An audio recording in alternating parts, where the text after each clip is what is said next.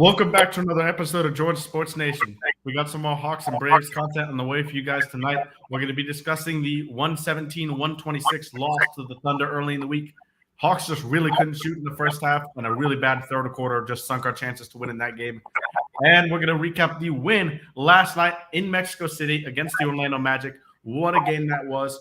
Trey goes for 40. And what a finish to that game. DeJounte Murray with the game-winning three from the corner.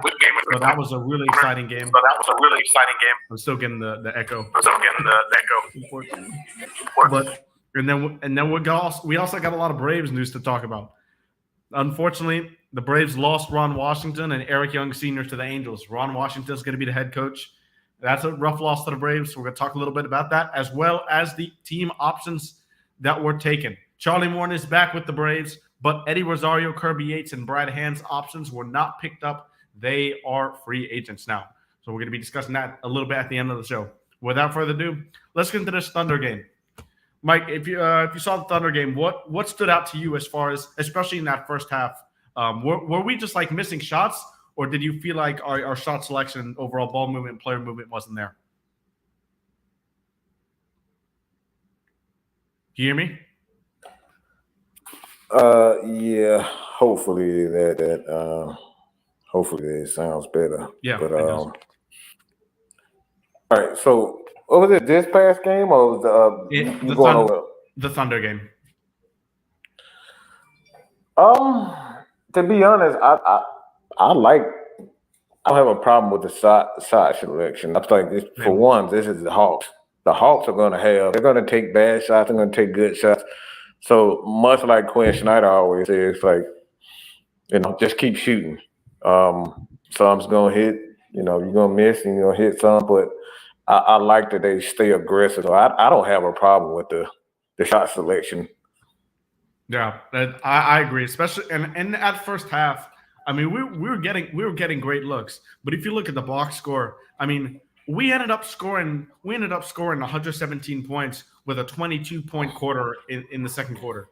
Like, if you look at the box score across the board for the Hawks, DeAndre Hunter 2 for 13, Jalen Johnson 6 for 15, Capella 2 for 5, Trae Young 5 for 18, DeJounte Murray 7 for 16, Okongwu 3 for 8. I mean, you're simply just not going to win a game when you shoot that bad, no matter what the defense is. But to put up 117 points when you shoot that bad and almost actually get back into the game within to go, you give a lot of credit to those guys. But unfortunately, any type of comeback chance really was sunk in that third quarter, because in that third quarter they weren't just missing shots; they were turning the ball over. It was bad shot selection, no ball movement. I mean, it was pretty much Olay defense there on the other end. That was, in my eyes, you're gonna have halves where the ball just doesn't go in the net. It's gonna happen over 82 games. I'm not worried about the offense, but that third quarter, the live ball turnovers, Kason Wallace was a really, really big deal for them. Chet Holmgren protected a lot of shots at the rim, especially those two defensively. So those two were really a thorn in the side of the Hawks, especially in that third quarter. Yeah, for me, I think for the last 2 years, something that I've noticed with the Hawks, even when they're not playing solid defense, the Hawks have to rebound the ball well on the defensive side. They typically win most of their games. They're rebounding the ball well. So, you get Trey, if he gets anywhere from 5 to 7 rebounds, that's already a good sign for the Hawks that they're going to be on the right side of things. If Trey is rebounding, DeJounte, and plus you have to throw in Hunter there. So I think as long as they're showing effort on the defensive side of the ball and they're rebounding the ball well, I'm more focused on them rebounding, because it's the NBA for one. But Hawks primarily, if Clint isn't a rebounding machine, it's going to be a long night. So Clint does well. The Hawks, the guards in particular, because you get the ball to Trey, you get to DeJounte, those guys, they get the break started. So those are the things that I think that I focus more so on with the Hawks, man. And that's what makes this game even weirder. The Hawks won the rebounding battle by 10 here, 59-49. And we had, I can go back. I don't remember the exact tweet, but okay. We had 24 offensive rebounds in this game. It was it 24? 25. Sorry, 25. 25 offensive rebounds in this game compared to the Thunder's 11. But so when you read that stat, you're like, okay, Hawks should have won this game easily. But when you look at that, what does offensive rebounds lead to? Second chance points. Hawks could not convert. The Thunder had more second chance points tonight than that night than we did, and we out-rebounded them on the offensive end by 14. We just couldn't put the ball in the basket. And for most of the game, it's as simple as that. That's what it comes down to, especially when you get 25 like that. That's a big number in NBA. And those are the things. Again, this is what the Hawks, when they get in trouble, they can't score on second chance points. And like I said before, like when Clint, Big O, those guys, they're getting rebounds, they're giving you second chances. That's mostly when the Hawks get in trouble. Missing the threes and not converting on those second chance points. Yeah, like I've just read out the box score, but when DeJounte and Trey, both of them just needed to shoot a little better. DeJounte really didn't play all that bad.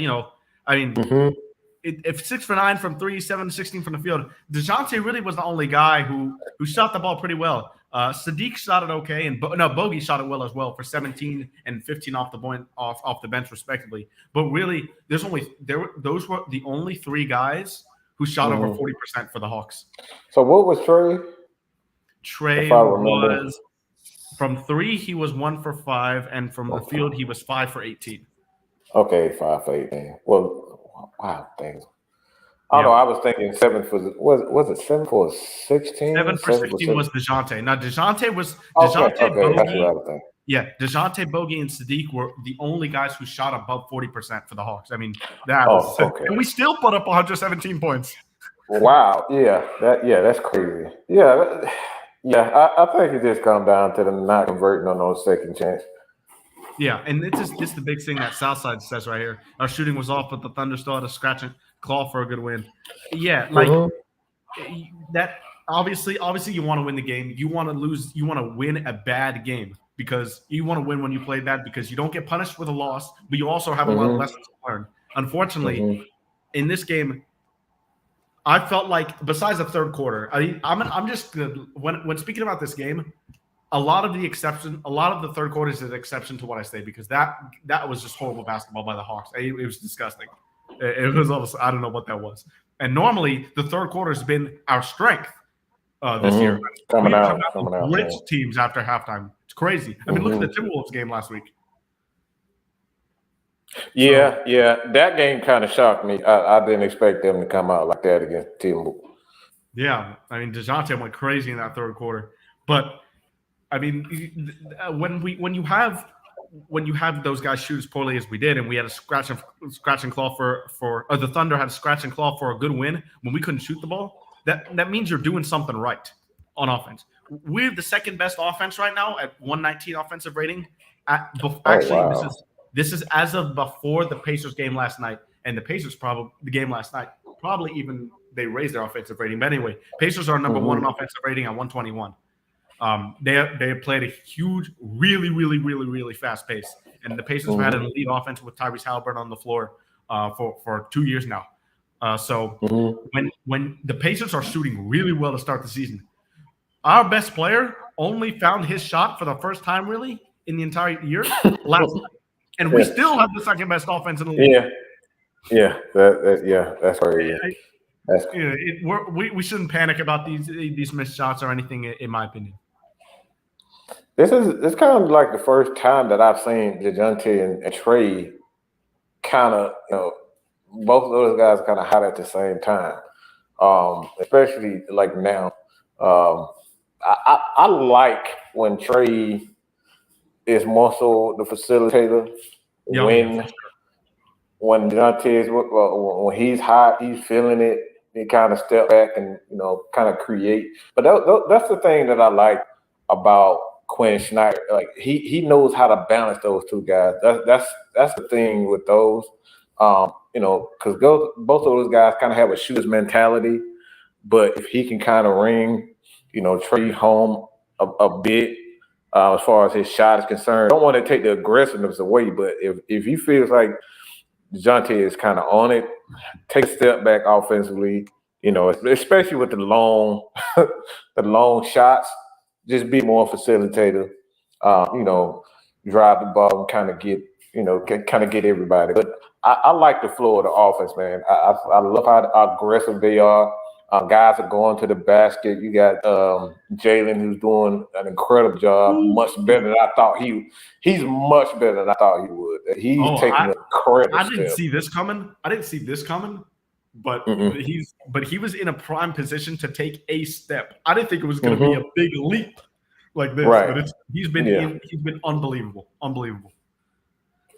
Jalen right now is looking like the absolute perfect piece that we need on the wing. And what you want to build around Trae Young with his defensive deficiencies is a versatile defender who can switch 1 through 5 on the wing. Jalen Johnson can do exactly that. And he's looking incredible. The one thing that I really like about Jalen right now is, last year or the few minutes he got during when we were ravaged with COVID injuries 2 years ago. One thing I like about Jalen that he didn't do before is he's getting the rebound and going. Before he would get the rebound. Where's Trey? Where's DeLon Wright when he was here? Still. So where's that's what he would do when he grabbed the rebound. But now he's grabbing the rebound and going. And Glenn Willis mentioned this before the season started, but he said Clint Capella and Onyeka might have to sacrifice some rebounds so Jalen can get it and get into the offense faster. And I really like that. I think they've taken to that. I'm not going to say don't get the rebound, let Jalen do it, because obviously Capella and Okongwu are both better rebounds than Jalen. But I really like how he's being aggressive on the boards, and hey, double last night, so that was huge. What else in this Thunder game? I'll talk a little bit about the Thunder here. Chet Holmgren, he didn't really have the best stat line. 16 points, 12 rebounds, 3 blocks. That's a pretty good game. 4 for 14 from the field though. But if you watch that game, he impacted so many shots that he didn't block. This dude's going to be a monster. He really is. He's a really good shot blocker, and the Thunder are definitely cooking there. Josh Giddey's the only person in my mind in their starting lineup that kind of feels out of place, because when you have Shea on the ball as much as they do, and Josh Giddey really isn't that good of a three-point shooter, I think Eson Wallace, the rookie out of Kentucky, might be better suited for that team, and they may explore trading Josh Giddey in the future. That's my hot take for the Thunder. Oh, wow. That's my hot trading. take. Oh, wow. Yeah. Like for the Thunder, I think, obviously they have guys that are just, like you said, gritty. But those guys are kind of gritty. They hustle, and, they play basketball the right way. So I think, they have to find a guy that is complete opposite of them, especially offensively, a little bit more aggressive, and just also the mindset than anything. But like if you look at the Thunder in past histories, they had guys that were gritty, but those guys were offensively minded. So I like where they're going. Keep it, but I think they have to have one guy that, all right, we know he's the offensive guy that's going to be aggressive, going to take those shots and not run from the moment. Shea not running from the moment. I think Shea's that guy. I think Shea's that guy. He's been unbelievable. I didn't see this coming. I thought he would be a good player. I didn't see superstar in him, but he might be that. He might be good. Hey, this is the NBA. Look, guys get confidence, man. You just never know what it's going because you have guys like to be honest, I never thought Giannis was going to be this big, this good of a player. Just watching him early in his career, I thought he would be a good player and a good athlete. But to see how aggressive he has become, it's like, yeah, you just never know what guys gonna come. How guys gonna develop. And a crazy development in this game was the day before the Thunder listed Shea out, and there was rumors of him hyperextending his knee. And so I was like, okay, Shea's going to be out. Dang, they're probably going to start Kason Wallace. I wanted to see Shea versus Trey. It's one of those matchups. Obviously, Shea won the matchup, but it was interesting because he's listed out on Friday. I don't know when this game took place. Actually, the exact day, but Shea was listed out the day before. You go into the morning of the game, Shea's questionable. You're like, wow, he was listed as out. Now he's up to go to question. Okay, that sometimes happens. Then he goes to probable. Then he plays, and the Thunder The Thunder confirmed that he was out with a hyperextended knee, and then he proceeds to drop 30 points on 11 of 20 shooting, 3 of 7 from 3-point range, adding 6 assists and 8 rebounds. What in the hell did they give him for him to be able to? On a hyperextended knee. On a hyperextended knee. Right.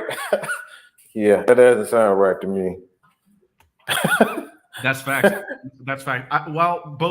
Both trades. I think Paul George is really underappreciated by a lot of people. Like, I'm not saying like the South Side, you're saying this, but in general, I think this is win-win trade. The Clippers wanted to win now. The Thunder didn't. The Thunder got a superstar. The Clippers got theirs. So I mean, for me, it's a win-win trade, but the Clippers haven't been healthy. So we'll see how that goes. We'll definitely see how that goes. But on to last night's game, because this game was crazy. And I'm gonna start off by saying this before we talk about the ins and outs of the game. That might have been, not might have been, definitely was the worst officiated game I've seen this season by far. It was stratospheres different than any other game I've watched this season. It was disgusting. This is an NBA game in Mexico City where you have a ton of new fans watching these guys, fans that you want to get invested in the NBA. Adam Silver, I'm talking to you. And the refs call 49 fouls. 49 fouls? In a 2 hour and 45-minute game. I felt like I was watching a pitching duel, 1-0 of Game 7 of the World Series, bro. That's how long that game was. It was unbelievable. 49 fouls? I'm pretty sure it was 39 fouls. Let me double check that real quick. Good God. 25 for the Hawks and 24 for 49 fouls. Wow. That is crazy. Yeah, wow. How the hell do you even play? Every time down the floor it was whistle. It was just, but it was still. I mean, if we go into the ins and outs of this game, I mean, this is a gutsy win for the Hawks. When Trae Young had it really going in that first half, and we'll get to him a bit later. But in the fourth quarter, the Hawks were down by 10. Win probability was like almost 90% for the Magic, as they were up 11 with like 6.5 to go. But man, this guy has consistently done this throughout his time here. Bogdan Bogdanović. Fourth quarter bogey is a real thing. It's a real thing. Yeah. I think bogey. From the looks of it, from what I've been keeping up with, they're kind of restricting his minutes a lot more this year than previous years, which I think is a good idea. Obviously, you have younger guys there, but like you said, Bogey in the fourth quarter, you can use him in those big time games, the close games where you really have to win. And obviously he's going to get those shots up. But I like the rotation. I love the fact that this for whatever reason, I don't know if I want your take on this, but Trey just looks a lot more comfortable. It doesn't look like he's taking wild, crazy shots. Of course, he's gonna take some shots, but like it does, he looks a lot more comfortable in the offense as far as where what he wants to do, and where he's getting his shots from, and where he's setting guys up. It seemed to me he's being a little bit more aggressive off that high pick and roll, going down the middle of the court, and for one that floater, and then he'll throw it up to either Jalen or Clint. And by the way, Clint, I haven't forgotten. I forgave you about that missing that wide open layup under. Yeah, I was like, man, how in the bloody hell do you miss that? You catch that every single time, but I just like the flow of the offense, man. I just love the flow of the offense and how calm and cool. And one thing too, DeJounte knows his spots now. Yeah, he knows his spots on the floor. Speaking of DeJounte, the shot he hit.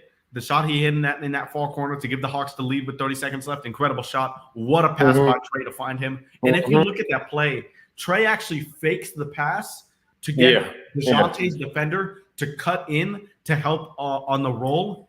And that fake pass allowed him to swing the ball around it, and get DeJounte to the corner. I mean, the little intricacies of the game that Trey knows is just insane. But the biggest thing that I want to show from that happened to DeJounte Murray is a tweet by Kevin Chouinard last night. This was hilarious. I think you know what I'm going to show, right? Yeah.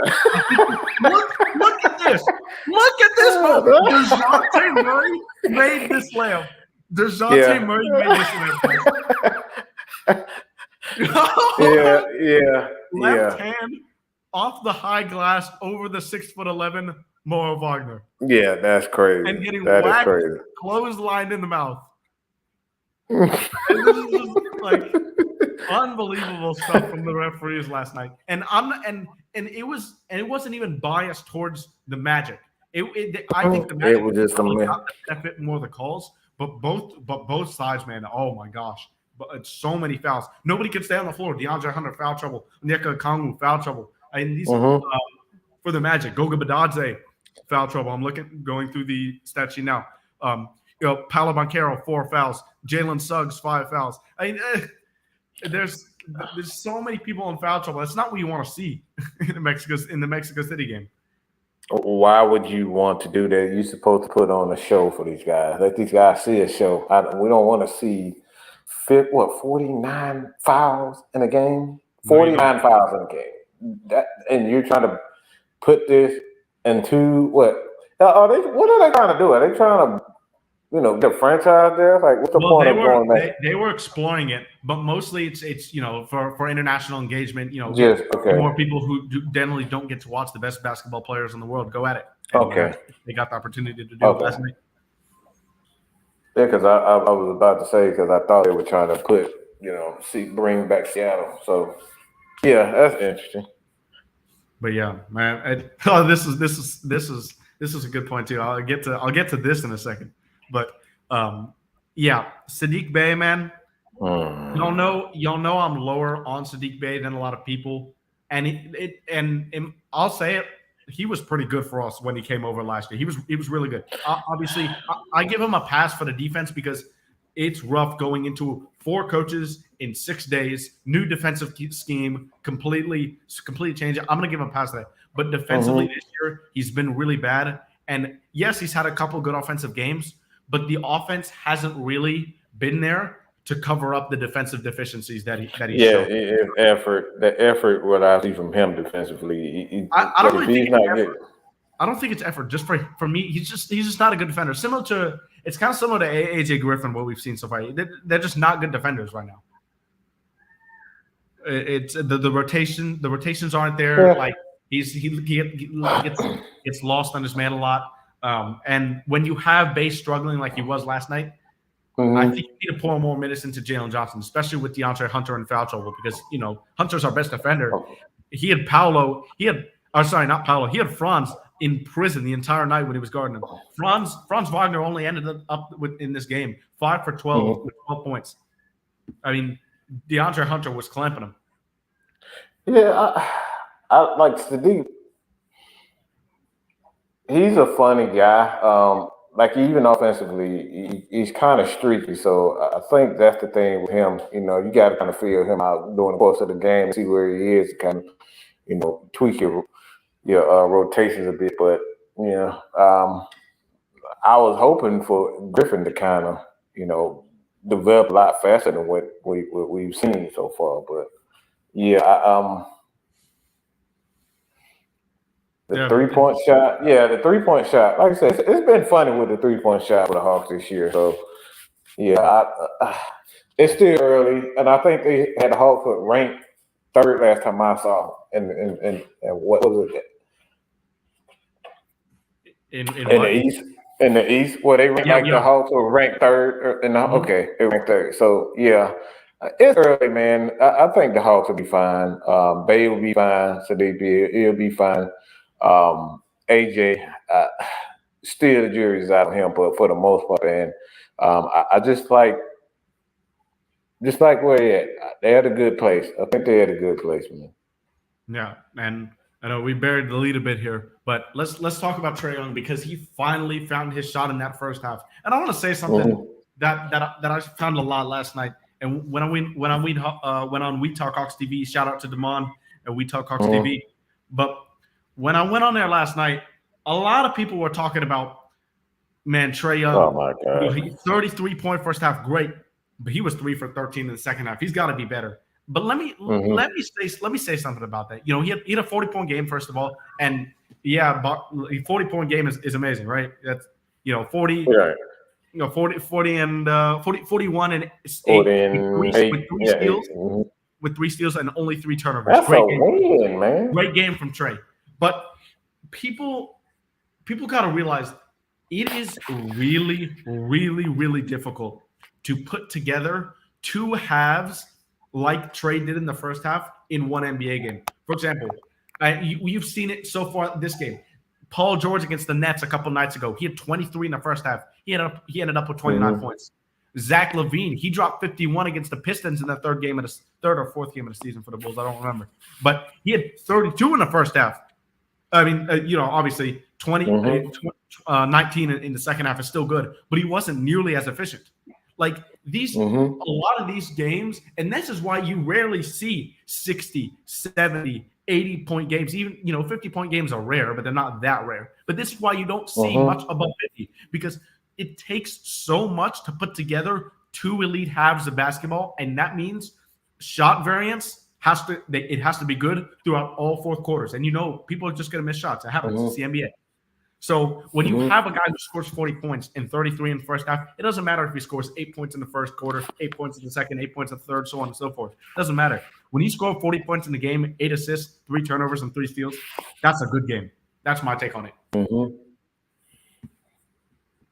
But, I mean, it's 40 points, but I've been in these Hawks groups for the most part. I have no idea why everybody is so down on Trae. He was just never going to see. He's going look. He's for one. I wouldn't necessarily categorize him as a street shooter, but he's a shooter. Sometimes games where you have to shoot 30, 40 shots to finally get to get 20, 25 points. That's the type of guy you're going to get with Trae. That's the type of guy he is. When he's on, man. It's like he's Trae, right? He's going to get guys involved, and he's going to take shots that's questionable, but you want him aggressive. That's the thing. The Hawks are at their best when Trae is aggressive. He's not aggressive. He's hesitant, as we've seen against Miami, especially for whatever reason with Miami. He's not as aggressive. Like I said, I love Trae aggressive. Hawks fans just need to chill, man. You're never going to find another guy like this. He's a once in a lifetime. He's a generational talent, and you just gotta look. That's why you got teammates. You have guys on the bench. You have guys, that's there to help him up, and that's why you have Dejounte. Sometimes you're gonna get those, those shooting nights, and Dejounte Murray just have to figure out, how to coexist with him. Yeah. That's a good point. Trey, Trey overall, felt like the first game where Trey really broke out and found his rhythm. Really good He to see. hadn't had a 40-point in a while. Yeah, I'm just thinking about him. He hadn't reached the 30-point mark this season. Oh, wow. Okay. Yeah, because he's been, and the shots that Trey was missing so far this year, they're the type of shots that you think he will make. He will make. Like he's missing a lot of floaters. He's missing a lot of mid-rangers. One of his best shots off the dribble. And the three-pointer, granted, I'll admit this. I don't think, and I hope he proves me wrong, but I don't think we'll ever see Trey get back to the efficiency he was in 2021. I just don't think he's the type of player to do that. But he's going to be way better than he has been. Way better. Yeah. Like I said, Trey is a street shooter for me. He's a shooter. He can get his own shot before the three ball. He's a street shooter. When he's on, he's on. But like for the most part, he's going to create his own shots. He's going to get easy shots. That's what I like most of it.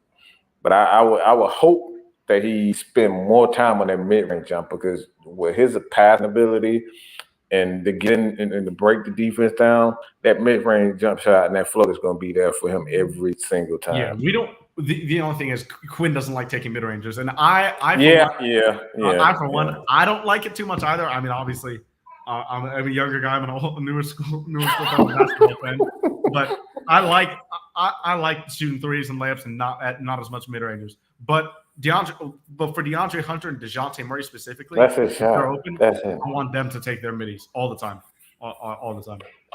But it's the moment. It's whatever the moment is.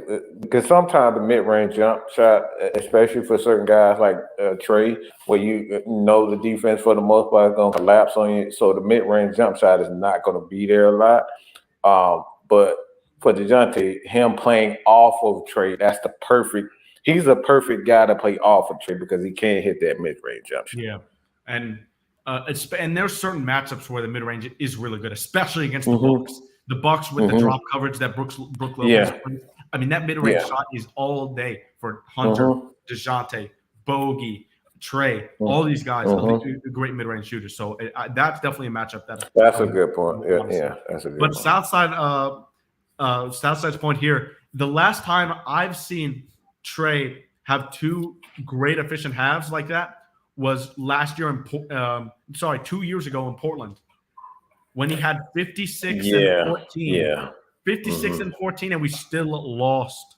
That was so annoying. We lost to a Dameless and CJ-less Trailblazers. Yeah, that was embarrassing. That was the best game I've ever seen Trey play, I think. That was just masterclass. And Blackberry, this is one point I really want to expand on. It definitely was a great team win night. Great team win last night. Because you had Trey going off all first half. DeJounte was struggling. But in the fourth quarter, in the second half, when Trey first came in, he was struggling. He was taking some dumb shots. I'm gonna admit he was taking some really dumb shots in the fourth quarter. But DeJounte took over. DeJounte came out when he was MIA over the first 2.5 quarters, and he came up and stepped up. When Onyeka was really struggling in the fourth quarter, Clint Capella was amazing down the stretch. Absolutely amazing. Probably the best basketball I've seen him play in the last week. It was great. But Onyeka, when Clint was struggling early in the game, Onyeka put up a stat line last night as far as defensive numbers that we haven't seen since Tree Rollins for the Hawks in 1979 with 7 stocks, I think it was. Yes. 7. 4 blocks and 3 steals. Yep, 7. Oh, wow. So Onyeka stepped up when Clint was struggling. And then Bogey steps up when your other shooter, Sadiq Bey, was struggling. Like, this was a team win because everybody picked each other up when they were struggling. Or it wasn't the whole team struggling at one time. And the only guy who had it going throughout the entire game, there were 2 guys, Bogey and Jalen. So it was definitely a great team win. It was good, RJ. But yeah, definitely a great team win. Old Hawks team would have lost this game. Southside says you can tell the difference. Yeah, I agree. There's something about the second half this year. 5 of the Hawks' 6 wins Wait, do we have 6 wins? No, we have 5 wins. We're 5-3, I believe. 5-3. Yeah, 5-3. Sorry, 4 of the Hawks' 5 wins this year have come when they are 10 points down. Great stat, because we're not giving up on games. Simple as that. Mm-hmm. We're not giving up on games. And in this game, we were down 10 in the fourth quarter. The Magic. Here's what I'll say about the Magic. I'm really high on the Magic. I think they're going to be not 8th or 9th seed this year. I had them 9th in my projections, predictions for the season this year to finish. But they're a really young team, and you saw that in the fourth quarter. They could not get organized on offense. Franz Wagner hit some really tough shots when he switched on Clint Capella. Clint Capella played great defense. Franz going to hit some tough shots. He's a good player, but they could not get the ball into Paolo's hands in his spots to close the game. And that's a mark of a young team. They can't be organized on offense in the clutch. And the Hawks, credit to them, the Magic might have given this game away a bit because of that offensive lack of organization on the offensive end. But that's going to happen with a young team. And the Hawks, right now, they've had that issue the last couple of years being a young team, kind of inconsistent and disorganized at times. Yeah, and exactly, RJ. Yeah, we're winning games that we wouldn't have normally won last year. Yeah, it is a big improvement, and I'd hope Quinn Snyder has a lot to do with that. I'm a big Quinn guy. I hope. Hey, I like the way. Again, I just like the way offensively they're much more organized and they're confident in where they need to be. Yeah, and what they expect from them. That's the biggest thing. They know what to expect. That's the thing with them. They know what Quinn wants them to do, where they need to be, their roles, where to be. As far as defensively, like I said, I love that they're confident, much more confident, because last couple of years you knew where Clint, you knew where, for the most part, the starters, but the bench guys, I think the bench guys are really buying into. Yeah. They really buying into the scheme, the system. So I don't know the exact number, but through 3 games when I checked it, we had a top 5 bench as far as all offensive rating. But I don't know. Our bench is really good. I mean, Onyeka Okongwu, Bogdan Bogdanovic, Sadiq Bey can start for a lot of teams. When you've got Jalen off the bench sometimes if he's not starting, but. Man, really, Bogey, Sadiq, and Okongwu, those are really, really strong threats coming off the bench. Probably guys who could easily start for many teams. But this team is very deep. And the last thing I want to talk about, specifically relating to the Magic and other teams we faced this year. So, Minnesota, the New York Knicks, and the Orlando Magic are all top 5 in defensive rating so far this year. And I want to talk about something. I use defensive rating and offensive rating a lot, but there are team stats. In my opinion, that's a good stat. But when you use offensive rating or defensive rating for a specific player, in my opinion, all logic goes out the window. I think it's a terrible stat for individual. It's horrible. I break out in hives anytime people use it. It's terrible. It's terrible. But I hate the first those guys who are top 5 in defense. The Hawks have all given them over 120 points, at least 120. That's how elite the All Hawks offense has been, and we still are not hitting. And Trey is still not hitting the type of shots he normally hits, especially floaters. So we're just going to get better on offense. We just need the defense to catch up a little bit now. I was a little bit disappointed in the defensive, not the defensive effort per se, but just we just lost coverages. It just wasn't a great defensive night because the Magic aren't a great offensive team. We just really couldn't stop them from getting to the paint. Yeah. But yeah, that's what I'll have to say for this game. Any last thoughts before we preview the Heat game tomorrow for a little bit? No, just like I said, I love where the Hawks are right now. Like I said, they're a lot more confident in the system. This year 2 going into year 2 with him. So, like I said, I like where they are. I love the fact that Murray is kind of finding his spots on the team. But I think if anybody's going to be the X factor, man, I still think that is 2 guys, that Jalen and that's DeAndre. DeAndre could consistently do what he does. And the defense he's been playing to start And this the year decent, is so elite. he's oh boy, this Hawks team is going to be. They're going to be a contender because I know a lot of people are looking at Milwaukee, and other teams, but Boston, especially Boston, they're always going to be there. But yeah, the Hawks are going to be one of those teams. Like, look, don't count them out because I think they have, especially offensively, we know that. Yeah, we know we can score with anybody. With anybody. So they continue to play with effort and play with hard on defense. This Hawks team is going to surprise a lot of people. Yeah, I hope so. But now we face the Heat. The Heat tomorrow. A bit of injury news on the Heat. Tyler Hero last game against the Grizzlies went down with a sprained ankle. He's probably going to miss 2 weeks. I would say. I think he said he expects to miss a couple weeks. So they're missing the leading scorer. Obviously, they still have Jimmy Butler and Bam. If you count Kyle Lowry at 38, fine too. But yeah, the Heat. If you don't know how much I hate the Heat, you're gonna know now. Let's see. We'll see how many illegal screens Bam Adebayo sets. Oh my God! And we'll see how many the refs call. Okay, we'll see how many they do. Well, they won't. They won't call. They will not call the illegal screens. But yeah, he's been known to do that. Let's see if the Hawks can contain this team because this team. I've been really low on the Heat. They had the worst offseason in the league, in my opinion. You know, they didn't get Dame. They lost Max Strus. They lost Gabe Vincent, 2 key guys for them. They don't shoot a lot of threes. They have a terrible offense. If Butler is not on, their whole offense is predicated by forcing turnovers and getting out in a fast break. But Bam Adebayo has been really good to start the year. You know, he just came off a 30-20 game over Jaren Jackson Jr., Defensive Player of the Year. Oh, wow. Yeah, so Bam is really playing right now.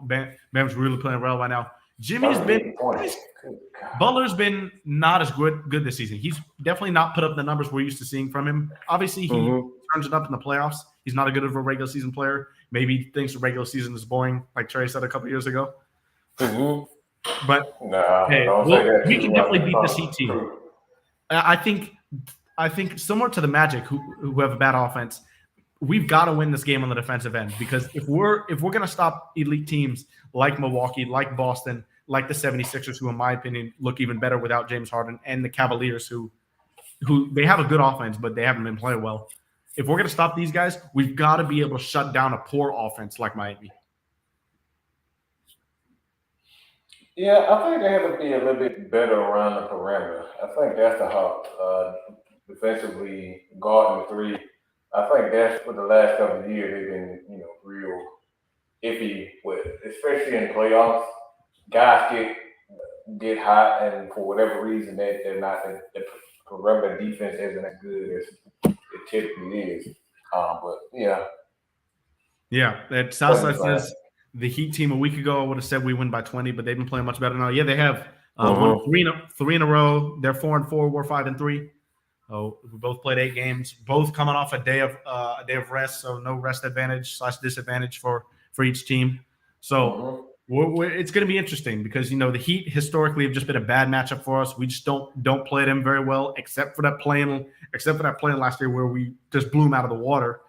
But let's see if we can do this because I have a feeling this game is going to be a tough win for either team because the Heat. The Heat are a fairly good defensive team, but they're going to have to slow the juggernaut offense that the Hawks have. The Hawks, generally poor defensive team, are going to have to stop a bad offense that the Heat have. So let's see which the deficiency is just less. And I think that's how you're going to tell who's going to win this game tomorrow. That's my key. You gotta have the better defense because their offense is not very good, to say the least, especially with Tyler Hero out. They feed off of Jenny. They feed off of Jenny, so they got to make sure that they, Jenny isn't shooting as well. He doesn't come with that energy, for whatever reason, he just comes with a different energy when he plays the Hawks. So hopefully it's an off night for him. But if they can kind of, keep him calm for the most part, Bam is gonna be Bam. You know, sometimes you have those games, Mhm. but I think if they keep getting Jimmy calm for the most part, and he's not in his bag, I think they'll come out with Yeah, and no injuries of note for the Hawks, or no new it. injuries of note. Okay. Wes Matthews still remains out with that calf strain, and then Mogay, he isn't going to be in the rotation anyway, but he Right. remains, or he was questionable, but I think he is out now as well. But yeah, any final thoughts before we get a little Braves talk in right here? Relax, fans. Relax. Trey is a superstar. All right. Relax. Trey has a superstar next to him. He's getting there. He's finding the groove. The foul up. But the Hawks, they're definitely gonna. Um, I like the three. I like the three big guys. I like Jalen. I love Onyeka, and I love Clint Capella. Those guys together, they consistently and they stay healthy for the remainder of the season. I think the Hawks are definitely gonna make some noise. But it's all about that perimeter defense. They get if perimeter defense stays on point. We really have something special. Yeah, Capella historically has been a dominant on the glass versus the Heat in his minutes. So let's see if he can continue that tomorrow. Hope so. Now, Braves have had some really interesting news, even though it's the offseason. This is probably the most disappointing news of the offseason. Yeah. This is there. I'm happy for Ron Washington. Got another managerial chance. But really, going to the Angels, he could have gone to the Astros 2 years ago and probably won a championship. You know, Dusty Baker obviously got a championship. Happy for him. Great guy, too. But now he goes to the Angels under Artie Moreno, who's probably one of the worst owners in the league. Terrible run organization. I mean, I don't know what they've been doing for the past 5 years when they have Trout and Ohtani. I don't know what they've been doing. Like Anthony Rendon's turned into one of the worst contracts in MLB history. They never have any pitching. Their bullpen's all right, but they've got to. They have to find a way. And Ohtani's probably gone. I don't. If anybody, Yeah, I'm thinking so. If anybody can convince Ohtani to stay, though, it would be Ron It's Washington. Ron. Yeah, it's Ron. It would be Ron Washington. But man, this is going to be a tough loss, especially for Ozzy. Yeah, I definitely didn't want to see him leave. I was hoping he would stay, but being that he wanted, that was pretty much the only thing that he wanted to be, opportunity to be a manager. So, congratulations for him that. But yeah, it's going to be different seeing him, not seeing EY on the first base side of things, and obviously him at third. So it's going to be different. I think you'll probably see Matt Tuiasosopo from Gwinnett come up to be the first third base coach. We saw that a couple times when Ron Washington wasn't the third base coach. But we do definitely need to look for a new first base coach. And immediately, former Braves come to mind when you're seeing this. David Ross I don't know if he'll take a base coach job, but he was manager for the Cubs. Obviously, the Cubs gave Craig Counsell a ton of money. Gosh.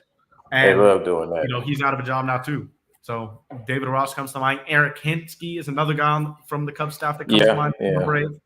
So those two guys, I'm sure this Brave staff can look to do their due diligence and see because we got to get, because a first base coach and a third base coach, a lot of guys get used to their tendencies when they've been under them for a while.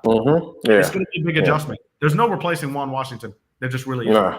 So it's going to be an adjustment, and an unfortunate adjustment, but really happy for Ron because he definitely deserved another chance. He's just a good dude, man. He's just a lovable good dude. Just a lovable good dude, man. Yeah, one of the best guys in baseball for sure. Similar to Dusty Baker for me, 100%. Both of them. But let's get to more talking of the players, man. Charlie Morton is back, $20 million. He's going to be 40 years old towards the beginning of the season. I know that, but the season he had last year, the stability you need in the Braves rotation after Fried and Strider, and who knows, Fried, we don't have we have no extension done with Fried. He's a free agent after this season. Who knows if the Braves will explore trading him? In my opinion, I think that's a terrible move because the Braves are a complete win-now team. Why would you sell at the deadline if you're a win-now team? But You can risk losing Max Fried in free agency if that's the case, if you're thinking of those two options. But in my opinion, you really need to re-sign Max Fried or extend Max Fried. That is the number one priority for me this season, extending Max Fried. But Charlie Morton, man, what did you think of the decision to bring him back for $20 million? You need that solid veteran on the staff, and especially with this Brave team in win now mode. So I think the best bet. What's good, Devon? We talk Rocks TV in the building. Excuse me, but yeah, I like that. I always have to have that veteran there. But like, as far as Charlie, how much did they say? How much they bringing him back? They just 20 million. 20 million. Ooh, yeah, that's a good number. He's a solid guy. I think didn't he have like an injury or something? Yeah, he did. Going down there. He was injured. That's why he couldn't start in the NLDS in Game 3. Okay. But overall last year, he was a workhorse. He never got injured at 39 years old. He was almost consistent starter throughout the entire season as far as health goes. Yeah, I like that move to bring him back. Charlie's always been one of those fan favorites to begin, so I like that. Yeah, in my opinion, it was a good move. And now $20 million, you can say it was a lot of money, and I won't argue against it. But in my opinion, it was a needed move still. You're in win now mode. You need those guys that just knows how to pitch their way out of things, especially when their stuff is not as good. Especially Strider, we need him to kind of take it to that level, to know how to pitch himself out of jams, and that's what you're gonna get from Charlie. He knows how to pitch himself. He knows how to slow the tempo down. He knows how to collect himself. He knows how to, for one, the biggest thing, just knows how to take care of himself during the course of the season. Mm-hmm. Yeah, health is a big thing. But on the opposite side, the Braves declined the options of Eddie Rosario, Kirby Yates, and Brad Hand. All three of those guys electing. Not electing. The Braves forced them into free agency, but declining their options. Any surprises here to me? For me, there wasn't any. Or any surprises? No. For me, there wasn't. Eddie Rosario, he had his magic the first year, but that's kind of worn out. And just bring up some other guys, give other guys opportunity. Yeah, the Braves are definitely going to look for a left fielder this season, and the payroll is going up. Alex and payroll. I thought about that. So I know immediately left fielders that come to mind. 250. I think you say like 250 million, something like that. 250. We'll see, because the Braves are racking up in the dollars in terms of attendance, battery, everything. Like, I mean, we're getting to the point, so we got to use it immediately. The names for me that come to mind to replace in left field for Eddie, you got guys like Jorge Soler, obviously number one that comes to mind.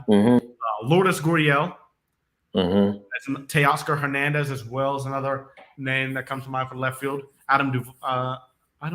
Duvall. Is he a free agent?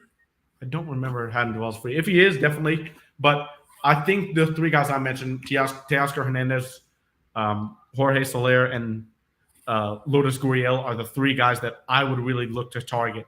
I know Cody Bellinger's there. He had a great year last year, but he's going to seek so much money, man. He's so much money. With that. Yeah. I think it's going to be I'm good on that. I think it's a bait for a bad contract, in my opinion, to go get it. But Kirby Yates and Brad Hand, after all the struggles Kirby Yates had at the beginning of the year, getting back from Tommy John, reinserting himself as his routine with a good pitcher in this league out of the pen, I really think he had a solid year for us. I really don't think you could have asked a lot more for Kirby Yates, especially down the stretch of the season. He was pretty good. But unfortunately, the Braves bullpen, it's going to get better, I think, with, you re-signed Pierce Johnson and Joe Jimenez to pretty good contracts. I think the Pierce Johnson contract was amazing. Joe Jimenez may be on a little bit side of an overpay, but when you trade a good prospect like Henry Malloy for Joe Jimenez before last season, you want to make sure. And you did. So that's credit to Alex Anthopoulos.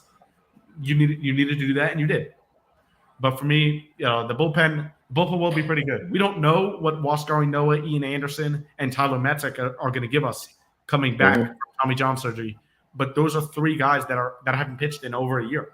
So Mm-hmm. it's a mystery with those guys. We're still going to need some back end guys in the bullpen, and hopefully we get a guy like a flamethrower. We haven't really had guys who throw 99 to 100 consistently out of the Braves pen in a while. Let's see if we can get one of those guys and mix up the look for opposing offenses. That's my take for the bullpen. Yeah, I haven't seen the heat. I haven't seen that heat in the bullpen. Messick, would you consider him like a heat thrower? Not really. I mean, you Nah. never know what players coming back from Tommy John surgery. Right. Sometimes they come back throwing harder, and that's just because the reconstruction of the elbow and everything. Yeah. But sometimes they come back throwing harder. But Matzek could touch 97, 98 consistently. Okay. Yeah. It could happen. I mean, guys jump up maybe 1 to 1.2 miles per hour per average after Tommy John. So who knows? Maybe Matzek could be that guy. But after not pitching for a year, you never know what you're going to get. So we definitely, I think, will need some stability in that bullpen before spring training starts. Mm-hmm. But yeah, any final thoughts before we wrap it up there? No, that's it, man. I'm still kind of upset about that Bryce crap. Baseball can go to hell for that crap. Jeez, man. Yeah, we didn't. A shout out to Matt Olson, Austin Riley, and Ronald Acuna, and the entire Braves team for winning Silver Slugger. Silver Slugger awards, but man, oh man, you can go ahead with this, Mike, if you want. This is just I saw that. I saw the numbers and I was like, "Are you freaking kidding me?" This is BS. Like this, that was disgusting. And this is the part of sports that I hate, and this is why people hate Bryce Harper, because he gets so much love for just doing the average. The absolute average. All right. Yeah, it's okay. And yeah, you were popular. And yeah, you have your moments and during the season and even in the playoffs. But still, like, come on, dude. Like that he had a great year, and to do him like that for Bryce Harper, come on, man. That was just disgusting. I was actually shocked by that. But this is what happens when you have a team like the Braves, man, and you're unfortunately you playing with a teammate like Ronald Acuna, and a lot of guys, I won't say most guys, but a lot of people in baseball just don't like Ronald Acuna, and the Braves is how they do things. So, Ronald Acuna did win the Silver Slugger. Yeah, I'm just saying, it's just like the Braves have a certain an image. I'll just say that they have a certain image. Yeah, those are numbers right there. But look at these numbers, man. This is that robbery. How 40 homer, 100 RBI season. Whoa, stolen bases. Okay, batting average. Batting average is not that's what matters. That's not much. But man, oh man, OPS plus not that big of a difference. Slugging, Ozuna has it all the way. On base percentage is pretty close. Batting average batting average of 274 when you hit 40 homers and 100 RBIs is elite. So like when you sit there and look at those stats, I don't know even how the slugging percentage over Ozuna. I don't get it at all. But this had to be political, man. I have no other words for this. But Ozuna got robbed for Silver Slugger. He should have been in it too. Just disgusting stuff. But yeah, man. With that being said, we'll end it right there. Thanks for tuning in, guys, to another episode of Georgia Sports Nation. Appreciate you, Mike, hopping on for sure. No problem, Mike. And then we will see you guys next week, 6:00 p.m. Eastern. If you're on YouTube, don't forget to like, comment, subscribe, and we'll see you guys next time. Peace.